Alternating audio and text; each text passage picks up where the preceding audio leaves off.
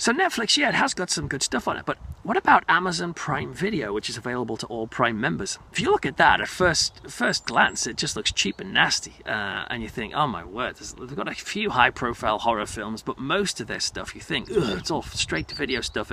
But herein is where lies Amazon's hidden strength. If you start to dig deep into Amazon's selection, you'll find that they have a great collection of cheap and nasty horror, but also a lot of like retro horror, which is pretty cool films, and the sort of things that would go straight to video or are not given like the big fanfare releases. I think they've got Adam and Eve meets the zombies or something, or meets the cannibals. I can't remember what that film's called. But anyway, they've got a bunch of like they've got loads of martial arts films on there, but they've also got loads of horror on there too. For example, they have one of my favourite Jaws rip-offs, Grizzly, where a grizzly bear attacks people in American forests, and you know, it just takes all the same exact rhythms as Jaws and puts them on land. It actually said Jaws on land. I've got the poster for Grizzly, the drive-in poster, in my office, and I just love it. I had the vinyl album for that as well somewhere. Although weirdly, I've lost the actual. Could you believe it? I moved house and I lost the actual vinyl album. This was about 10 years ago, and that disappeared, and I only have the sleeve. I don't know how the heck that happened. That happened with loads of my soundtracks. I think the people who moved the house nicked them basically. But anyway, so it's got that. They've also got the Bigfoot horror Night of the Demon on Amazon. Now this is a film that was banned as a video nasty back in the day, in the early 80s, and it was one of the first video nasties I ever saw when I was a kid. And it's literally, you know, it's a slasher movie, but the slasher is Sasquatch. What more do you want? It's amazing. And it's actually quite an interesting film. I think people sort of tend to dismiss it, but there's some pretty imaginative kills in it. One of the most famous is when a biker gets his penis ripped off. I think Sasquatch eats it as well, but you know, hey, live and let live, eh? And also there's this like ridiculous but kind of nasty but bizarre stupid scene where it's this, I think there's two brownies or something, or Girl Guides or whatever the American equivalent is, and Bigfoot gets them, and they've both got knives in their hand or something, and he forces them to stab each other like that. And the last thing that there's a moment at the end in the finale to Night of the Demon. There's this scene which I never forgot as a kid, and it's like the Sasquatch takes this guy and puts him on this serrated window. I think it's on the glass or something, and rips him open, gets all of the intestines, and in this cabin just starts swinging these intestines around while all of his friends, this dead guy's friends, are like, ah, screaming. It's like the Legend of Boggy Creek to the extreme level. I mean, yeah, these days the gore isn't particularly super offensive or anything, but you can completely see why this stood out from the crowd when people looked at it and thought, wow, this is pretty brutal. But anyway, Night of the Demon, Bigfoot and slasher movies. What more do you want? Oh, speaking of animals going crazy, they've got the William Shatner epic Kingdom of the Spiders, which I just love. It's a great film, and it's got real spiders crawling all over Shatner's face, so watch that. You'll even get the vintage Christian end times horror movies on Amazon, would you believe? Like Image of the Beast, for example. There's a whole trilogy of those things. I think Thief in the Night, Image of the Beast. Can't remember the other one.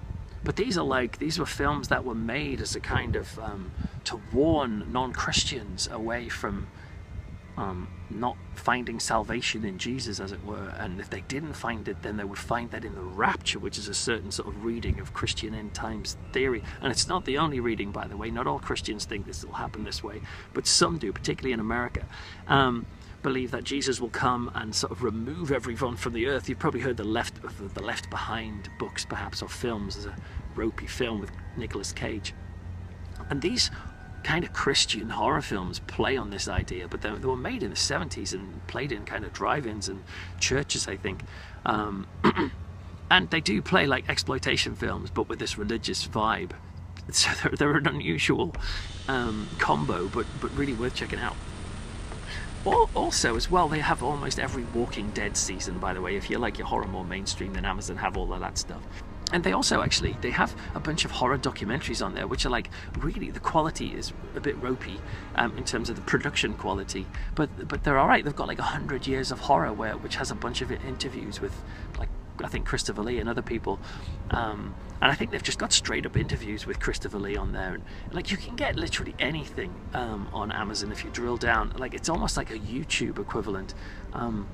You know, you can just get like infomercials, almost like 15 minutes of rubbish about something. So Amazon have barely any quality control, which in one sense makes your life harder for looking for stuff, but in another it means that some of the stuff gets on screen in Amazon that wouldn't necessarily make it through the Netflix queue. So that's why I think it's worth checking out. One alternative, for example, would be their bizarre 3-hour-long atmospheric horror videos, like the ones called Skull Candles or Pumpkin in Trees, in case you want some horror ambience for your next bar mitzvah or something. But that is literally 3 hours of like a skull with you know, candles in its eyes. Just watch that for 3 hours. There are other horror streaming services, by the way, but I haven't sampled them all, so I'm just doing those 3 really. There are other places you can get your horror fix. I mean, YouTube's a great example in terms of trying to get more obscure stuff. But I mean, sorry to be boring and everything, but I'm not a fan of watching pirate copies of things when they're free, when you can buy them in other places. I mean, I watch, you know, on Facebook and whatever, or Twitter, I see some of my friends and they're like, oh cool, I just watched Kong Skull Island, and I'm like, how did you watch that? You know, it's not even out in Britain yet. Or they've seen, you know, the latest like It. You know, I've just been watching Stephen King's It. You know, and I know that they've just gotten it on the Android box or something. And I don't know, I'm not into that. I think it's just rough to think of. It does take away money from the people who are making these things. And, you know, and sometimes you'll see people say, oh, well, this film I'm willing to pay £10 for or whatever. I'll go to the cinema and actually pay money because I want to support this film, but these other ones I'll just rip off. I think, you know, I can understand what they're saying, but I suppose me now, these days, like, I make my living as being an author, and you know, that's literally where I get my money from. And it was only within about 2-3 weeks of my book coming out, my first novel coming out in shops, that I started to see it on the pirate sites where people could just, you know, download it to their Kindle for free. And you're just like, come on, man, this is the way I feed my children and that sort of thing. And somehow we have this disconnect and think, oh, well, it's a big Hollywood movie, they don't need any more money. But, you know, it's an industry of creatives, and it's hard to get these things made. So anyway, so I'm not really into the sort of just ripping off things that aren't available, that are freely available to buy or rent. But there are some things that are just impossible to get. For example, there are some obscure TV horror movies which I love, but you can't get anywhere. And so occasionally, yes, you know, YouTube's a great place to, if you want to sort of check out something that has been never ever been released. And you get lots of like cool documentaries and interviews and things like that. So YouTube's a good place, a good source for horror. But you know, I'm not going to be starting to watch the new Stephen King's It on some sort of pirated copy. I'm going to pay money and see that, and other things like it. In the end, when it comes to horror streaming, I still think the selection on all the platforms should be way, way bigger. For example, Netflix in the UK has Friday the 13th Part 6, but nothing else. They should have every Friday the 13th movie, including all the 80s TV series episodes. That's what I think. Should have everything on there. Yeah, for now, I think the internet is offering us horror fans new ways to easily dive into horror content, and I just hope that for these official streamers they keep some horror geeks on their content selection panels, because it certainly seems that they are having a few horror geeks there, and you can see that in the selections. Let's Get Jessica to Death, Faces of Death, and all these other things, that you can just tell that they're appealing to a horror market and scratching the itches of us. Anyway, so do check out the different streaming services, and if you're up for it, why don't you subscribe below, click on like and all the other stuff, stroke the screen, whatever floats your boat, and follow me on Twitter at Rev Peter Laws, peterlaws.co.uk, and don't forget to check out my my first 2 novels. My second one just came out, That's Purged and Unleashed. So in the meantime, oh yeah, and also the soundtracks to those are available, including a very limited cassette edition for Unleashed, which is currently selling away, and they'll probably be sold out by the time this goes out, but you never know, there might be some left. Thanks for listening, and from here in sunny Loch Ness, let me know if you saw anything behind me, any creature. Otherwise, don't forget the flicks the church forgot.